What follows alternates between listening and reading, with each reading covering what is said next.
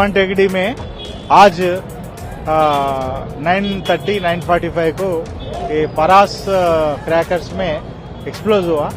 उन्होंने हर साल ये लगाता कहते, ये साल भी वो लाइसेंस के लिए लगाया पर नहीं दिए। अभी डीसीपी साहब तो अभी वो लाइसेंस नहीं दिया। अब इंक्वायरी करके फील्ड इंक्वायरी करके देना बोल के हमारा को सूचना है। इसमें हम वो लेट हो गया।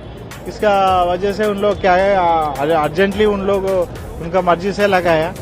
वो इसका स्पेशल इंस्ट्रक्शंस किए है कि ओपन ग्राउंड पे प्ले ग्राउंड पे रखना, पूरा शीट्स स्टील शीट्स रखना और फायर एग्जिस्टर्स रखना और सैंड रखना और वाटर रखना। 18 ईयर्स का बिलो आदमी को उसमें नहीं बिठाना, 18 ईयर्स पर्सन को नहीं बेचना बोल के पूरा डीसीपी साहब इज्जोन बालास्वामी साहब आईपीएस गारू वो सूचना दिया।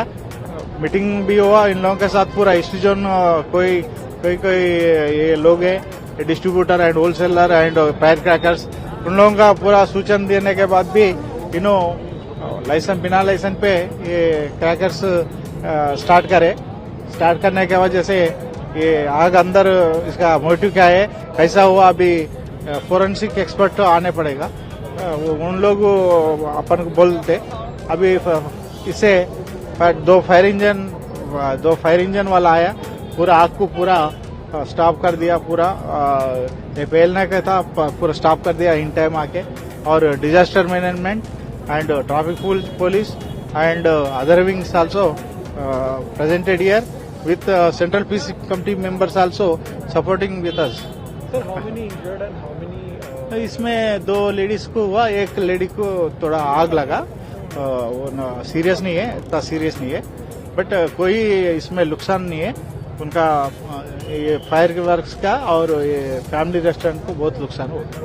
राइट। और यहाँ पे बाइक्स भी कुछ जल गए? 7 बाइक्स जल गया। उन लोगों का स्टेटमेंट भी ले रहे और उनको भी हम उनका स्टेटमेंट लेके उनको कुछ इंश्योरेंस रहे तो वो आ जाता हूँ। सर, रेस्टोरेंट कितना चला? रेस्टोरेंट रेस्टोरेंट एस्टिमेट करेंगे। उन्होंने अभी बोलते कितना वो उसमें जल गया, कितना इसका प्रॉपर्टी लास्ट हुआ है, उसमें देख के हम वही लिखते हैं, एफआईआर में वही